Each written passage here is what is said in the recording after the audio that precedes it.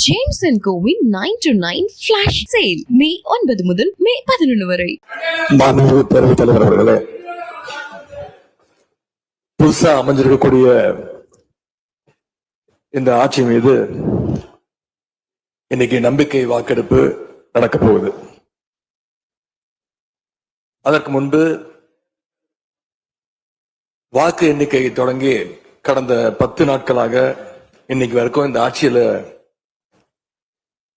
ஒவ்வொரு நாளும் என்னென்ன நடந்திருக்குங்கிறத எதிர்கட்சியாக சில விமர்சனங்களோடு இங்க வைக்க நான் விரும்புகிறேன். முதல்ல தமிழக வெற்றி கழகம் ஆட்சி அமைக்கணும்னு பெரும்பான்மையான மக்கள் உங்களுக்கு வாக்களிக்கவில்லை.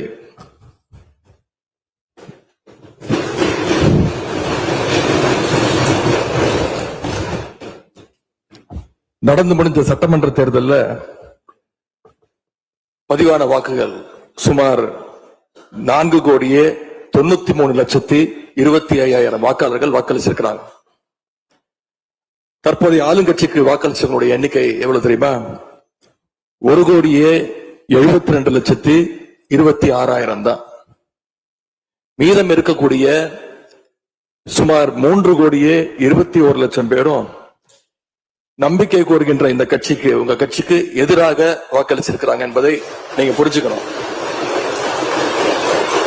அதாவது கிட்டத்தட்ட 65% மக்களால நிராகரிக்கப்பட்ட ஒரு ஆட்சி மேல எங்களுக்கு மட்டும் இல்ல, உங்களுக்கு வாக்களிச்ச மக்களுக்கே கொஞ்சம் கொஞ்சமா நம்பிக்கை குறைஞ்சிட்டு வருது. அடுத்து மிக முக்கியமான ஒண்ணு நம்பர்ஸ், மெஜாரிட்டிக்கான நம்பர்ஸ். நம்முடைய சட்டமன்றம் 234 உறுப்பினர்களை கொண்டது. மேஜிக்கல் நம்பர் சொல்லுவாங்க. 118 உறுப்பினர்களை கொண்ட ஒரு கட்சியோ ஒரு கூட்டணியோ தான் ஆட்சிக்கு வர முடியும். இப்ப நம்பிக்கை கோருகின்ற இந்த கட்சிக்கு, உங்க கட்சிக்கு அந்த நம்பர்ஸ் இருக்கான்னு கேட்டா இல்ல. 108 இடங்கள் தான் இருக்கு. அதுவும் அந்த கட்சியினுடைய தலைவர் மாண்புமிகு முதலமைச்சர் அவர்கள் தன்னுடைய வெற்றி குறித்த நம்பிக்கை இல்லாத காரணத்தினால 2 இடங்கள்ல போட்டி போட்டு அதுல ஒரு இடத்த இன்னைக்கு ராஜினாமாவும் செஞ்சிருக்கிறார். இன்னும் அந்த தொகுதி மக்களை சந்திச்சு, நேர்ல சந்திச்சோ இல்ல ஒரு அறிக்கை மூலமாகவோ ஒரு நன்றியை கூட இன்னும் தெரிவிக்கல. அது மட்டும் இல்ல, நேத்து உயர்நீதிமன்றம் அளிச்ச தீர்ப்புல ஆளுங்கட்சியை சேர்ந்த திருப்பத்தூர் சட்டமன்ற தொகுதியினுடைய மாண்புமிகு உறுப்பினர் வாக்கெடுப்புல கலந்து கொள்ள கூடாதுன்னு நீதிமன்றத்துல சொல்லியிருக்கிறாங்க.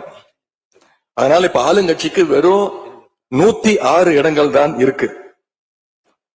ஆனாலும் தேர்தல்ல தனக்கு எதிராக எங்க தலைவர் அமைச்ச கூட்டணியில போட்டியிட்ட கட்சிகளை எல்லாம் இன்னைக்கு சேர்த்துக்கிட்டு பெரும்பான்மைக்கான கடிதத்தை ஆளுநருக்கு கொடுத்து இன்னைக்கு இந்த ஆட்சி அமைக்கப்பட்டிருக்கு. இந்த ஆட்சிக்கு இன்னைக்கு ஆதரவு தெரிவிச்சிருக்கக்கூடிய இந்திய கம்யூனிஸ்ட் கட்சி, மார்க்சிஸ்ட் கம்யூனிஸ்ட் கட்சி, இந்திய யூனியன் முஸ்லீம் லீக், விடுதலை சிறுத்தைகள் கட்சிகளை சேர்ந்த மதிப்பிற்குரிய தலைவர்கள் எல்லாம் சொன்ன காரணம், இந்த ஆட்சியை நாங்க சப்போர்ட் பண்றோம் அப்படின்னு அவங்க சொன்ன காரணம், குடியரசுத் தலைவர் ஆட்சி அமைஞ்சிடக்கூடாது என்ற எண்ணத்துல உங்களுக்கு வெளியில இருந்து ஆதரவு தரோம் அப்படின்னு தெளிவா சொல்லியிருக்கிறாங்க. அதே நேரத்தில் இன்னொன்னு சொன்னாங்க, இப்பவும் அவங்க எங்க தலைவர் தலைமையிலான திராவிட முன்னேற்ற கழக கூட்டணியில தான் தொடருவோம்னு சொல்லியிருக்கிறாங்க. உங்களுக்கு ஆதரவு கொடுக்கும் போது அவங்க சொன்ன இன்னொரு காரணமும் இருக்கு. அதையும் நம்ம ஞாபகம் வச்சுக்கணும். மதச்சார்பற்ற ஆட்சி அமையணும்னு சொன்னாங்க. ஆனா இப்ப இங்க என்ன நடந்திருக்கு? உங்க கொள்கை எதிரின்னு சொன்ன பாஜக தலைமையிலான என்டிஏ கூட்டணியில போட்டியிட்ட ஒரு சட்டமன்ற உறுப்பினரை அந்த கட்சி தலைவருக்கே தெரியாம, அந்த கட்சி தலைவருக்கு தெரியாம திருட்டுத்தனமாக இந்த ஆட்சிக்கு ஆதரவு தர வச்சிருந்தீங்க. இப்ப நான் சொல்றது ரொம்ப டீசென்டான வெர்ஷன். அந்த திருட்டுத்தனமா அந்த வார்த்தையை மட்டும் நீக்கிறேன். அந்த கட்சி தலைவருக்கே தெரியாம இந்த ஆட்சிக்கு ஆதரவு தர வச்சீங்க. இப்ப நான் சொல்றதுலாம் ரொம்ப டீசென்டான வெர்ஷன். அந்த கட்சி தலைவர் உட்காருங்க உட்காருங்க. உங்களை சொல்ல உங்களை சொல்ல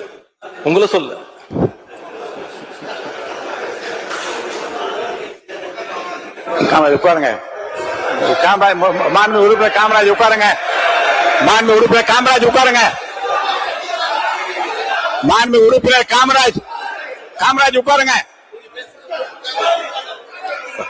இப்ப நான் சொன்னதுல ரொம்ப டீசென்டான விஷயம் வெர்ஷன். அந்த கட்சி தலைவர் திரு டிடிவி தினகரன் சொன்னது என்ன தெரியும்? சொன்னாரு, ஆட்சிக்கு வர்றதுக்கு முன்னாடியே குதிரை பேரத்துல ஈடுபடுறாங்கன்னு சொன்னார். நேற்று சொல்லியிருக்கிறாரு, மாற்றம்னு சொன்னீங்க, இது மாற்றம் இல்ல துர்நாற்றம் அப்படின்னு சொல்லியிருக்கிறார். அடுத்து அதே பாஜக தலைமையிலான என்டிஏ கூட்டணியில் இருக்கக்கூடிய பெரிய கட்சியான அதிமுக இன்னைக்கு கிட்டத்தட்ட 2 பிளவுபட்டிருக்கு. பிளவுபட்ட ஒரு குரூப் உங்களுக்கு ஆதரவு தெரிவிச்சிருக்கிறாங்க. அடுத்து நடந்த இன்சிடென்ட் தான் மிகப்பெரிய ஒரு ட்விஸ்ட். பிளவுபட்ட குரூப்ல இருக்கக்கூடிய ஒரு தலைவரோட வீட்டுக்கு ஒரு புது சோஃபா போகுது. சோஃபா பின்னாடியே புது முதலமைச்சரும் அந்த வீட்டுக்கு போறாரு. புதுமையான ஆட்சின்னு சொன்னீங்க. இன்னைக்கு புஷ்பா பட பாணியில ஆட்சி நடந்துகிட்டு இருக்கு. தமிழ்நாட்டு வரலாற்றிலேயே முதன்முறையாக, இந்திய வரலாற்றிலேயே முதன்முறையாக ஒண்ணு நடந்திருக்கு. என்னன்னா, கட்சி தாவறதுக்கு முன்னாடியே அந்த குரூப் தலைவர் வீட்டுக்கு போய் இவ்வளவு ஓப்பனா அவங்களுக்கு இன்விடேஷன் கொடுத்தத இதுவரைக்கும் இந்தியாவில யாருமே பார்த்தது கிடையாது. இத பார்த்துட்டு மக்கள் இன்னைக்கு என்ன தெரியுமா கேக்குறாங்க? சேஞ்சுன்னு சொன்னீங்களே, இந்த சேஞ்சுக்கு பின்னாடி மிகப்பெரிய எக்ஸ்சேஞ்ச் இருக்கோ? ஆனா இன்னைக்கு சோசியல் மீடியால மக்கள் உங்களை பார்த்து கேள்வி கேட்க ஆரம்பிச்சிட்டாங்க. என்ன கேக்குறாங்க தெரியுமா? அந்த ஊழல் சக்தியோடு சேர்ந்து இருக்கக்கூடிய ஆளுங்கட்சிய இப்ப என்ன சக்தின்னு கூப்பிட போறாங்க. கிளீன் கவர்மெண்ட் சொன்னாங்க. இதுதான் உங்க கிளீன் கவர்மெண்ட் லட்சணமானு மக்கள் கேட்க ஆரம்பிச்சிட்டாங்க. இப்படி நீங்க கூவத்தூரையும் மிஞ்சுற அளவுக்கு அடிக்கிற கூத்த பார்க்கும் போது இந்த அரசு எத்தனை நாளைக்கு நீடிக்க போகுதுன்னு மக்களுக்கு அந்த சந்தேகம் வர ஆரம்பிச்சிருச்சு. முதல் கோணலே முற்றிலும் கோணல்ன்ற மாதிரி உங்க நடவடிக்கை எல்லாமே இன்னைக்கு மீம் கண்டென்ட்டா மாறிடுச்சு. மாண்பு முதலமைச்சர் அவர்கள் தன்னுடைய தேர்தல் பிரச்சாரத்துல பெயர் சொல்லக்கூட தயங்கிய அந்த மற்றும் சிலர் கட்சியிலிருந்து ஒரு சிலரை நேற்று சந்திச்சிருக்கிறார். அந்த மற்றும் சிலரில் இருந்து ஒரு சிலர் அமைச்சராக வருவதற்காகவும் வாய்ப்புகள் இருப்பதா செய்திகள் வருது. அந்த வருங்கால மற்றும் சிலர் மாண்புகளுக்கு எங்களுடைய அட்வான்ஸ் வாழ்த்துக்கள். இப்படி எங்க கூட்டணி கட்சியில் இருந்த கட்சிகள் மற்றும் சிலர் கட்சிகளிடமிருந்து கடன் பெற்ற சட்டமன்ற உறுப்பினர்கள் தான் இன்னைக்கு இந்த அரசு நடந்துகிட்டு இருக்கு. இப்படி எம்எல்ஏக்களை எல்லாம் கடன் பெற்று ஆட்சி நடத்துகின்ற முதலமைச்சர் தான் அளித்துள்ள போலி வாக்குறுதிகளை நிறைவேற்ற முடியாதுன்னு தெரிஞ்ச உடனே முந்தைய அரசு, அதாவது எங்களுடைய அரசு, வளர்ச்சிக்காக பெற்ற கடன் குறித்து தவறான கருத்துக்களை தந்து மக்களை இன்னைக்கு திசை திருப்ப முயற்சி செஞ்சு கொண்டிருக்கிறார். பெரும்பான்மையும் இல்லாத, அரசியல்ல அடிப்படை நேர்மையும் அல்லாத இந்த அரசு நல்லாட்சி தரும், தமிழ்நாட்டு மக்களுடைய உரிமைகளுக்காக போராடும்னு மக்களுக்கு துளியும் நம்பிக்கை இல்லை. முக்கியமான ஒரு விஷயத்தை இங்க நான் பதிய வைக்க விரும்புகிறேன். உங்களுக்கு ஓட்டு போட்ட மக்களே நடக்கிறதையெல்லாம் பார்த்துட்டு ஒரு பெரிய தப்ப பண்ணிட்டோமோன்னு இன்னைக்கு வருத்தப்பட ஆரம்பிச்சுட்டாங்க.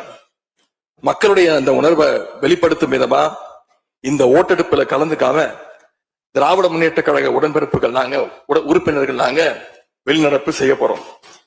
நாங்க வெளிநடப்பு செஞ்சாலும் அதனால பேரவையுடைய எண்ணிக்கை அளவு குறைஞ்சு நீங்க நிச்சயம் இந்த வாக்கெடுப்புல வெற்றி பெறதான் போறீங்க. அப்படி வெற்றி பெற்ற பிறகாவது மக்களுடைய நம்பிக்கையை காப்பாத்துற மாதிரி உங்களுடைய பணிகள் இருக்கணும். உழைங்க.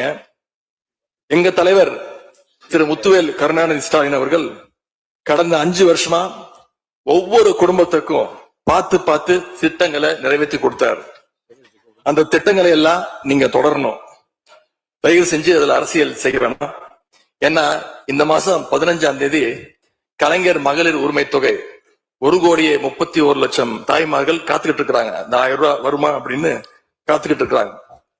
அதே மாதிரி புதுமை பெண் திட்டம், தமிழ் பொதுவுடன் திட்டங்கள்ல காலேஜ் போற ஸ்டூடெண்ட்ஸ் அவங்களுக்கு வர மாசம் மாசம் வர கல்வி ஊக்கத்தொகை 7ஆம் தேதி கொடுத்திருக்கிறோம். இது வரைக்கும் வரல. அவங்களும் காத்துக்கிட்டு இருக்கிறாங்க. இப்ப ஸ்கூல் இல்லைனாலும் ஜூன் 2ஆம் தேதி ஸ்கூல்ல ரீஓபன் பண்ண போறாங்க. அப்ப காலை உணவு திட்டத்துக்காக பள்ளி மாணவர்கள்லாம் காத்துக்கிட்டு இருக்கிறாங்க. இப்படி பல்வேறு திட்டங்கள் இருக்கு. நான் முதல்வன் திட்டம், தாய் மாணவர், அன்பு கரங்கள்னு பல்வேறு திட்டங்களுடைய பயனாளிகள்லாம் ஆவலோடு காத்துக்கிட்டு இருக்காங்க. இந்த அரசு என்ன செய்ய போகுதுன்னு காத்துக்கிட்டு இருக்கிறாங்க. அதனால நான் உங்ககிட்ட கேட்டுக்கொள்றது, மாண்புமிகு முதலமைச்சர் அவர்கள் பதவியேற்றதும் தன்னுடைய முதல் உரையில அவகாசம் வேணும்னு கேட்டீங்க. நிச்சயம் அவகாசம் எடுத்துக்கோங்க. ஆனா காத்துக்கிட்டு இருக்க அத்தனை பேரையும் ரொம்ப காலம் காக்க வச்சிடாதீங்க. அது மட்டும் இல்ல, தேர்தலுக்கு முன்னாடி பல கவர்ச்சியான வாக்குறுதிகளையும் நீங்க கொடுத்திருக்கிறீங்க. மக்கள் அதுவும் ஞாபகம் வச்சிருக்கிறாங்க. மகளிருக்கு மாசம் 2,500 ரூபாய், ஆண்டுக்கு 6 சிலிண்டர், தங்க செயின், மோதிரம், பட்டுப்புடவை, வேலையில்லா இளைஞர்களுக்கு உதவித்தொகைன்னு அந்த லிஸ்டும் நீண்டுட்டே இருக்கு. பெரிய லிஸ்ட் தான். அதுல ஒரு சில வாக்குறுதிகளாவது முதல் கையெழுத்துல நீங்க நிறைவேற்றுவீங்கன்னு மக்கள் எதிர்பார்த்தாங்க. நீங்க வாக்குறுதிகளை சொல்லும் போது நடைமுறைக்கு சாத்தியமானதை மட்டும்தான் சொல்றேன்னு எல்லா கூட்டத்திலையும் திரும்ப திரும்ப சொல்லியிருக்கிறீங்க. எனவே அதை விரைந்து செஞ்சு காட்டுங்க. இந்த நேரத்துல எங்க திராவிட மாடல் ஆட்சியை பத்தி நான் ஒன்னே ஒண்ணு மட்டும் குறிப்பிட விரும்புறேன். நாங்க ஆட்சிக்கு வரும்போது 2021 கடுமையான கோவிட் பெருந்தொற்று காலம், செகண்ட் வேவ். அப்ப மாநிலத்துடைய பொருளாதார வளர்ச்சி எவ்வளவு தெரியுமா? வெறும் 0.7%.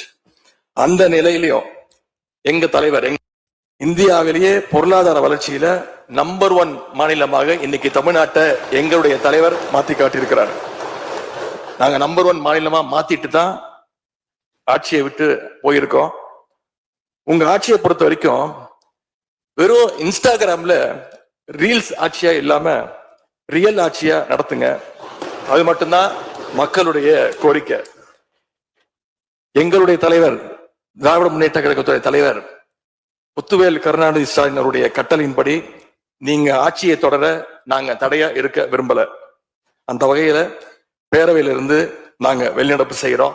நன்றி, வணக்கம். James and CoWIN 9 to 9 flash sale மே 9 முதல் மே 11 வரை. மின்னம்பலம்.com தமிழின் முதல் மொபைல் பத்திரிகை.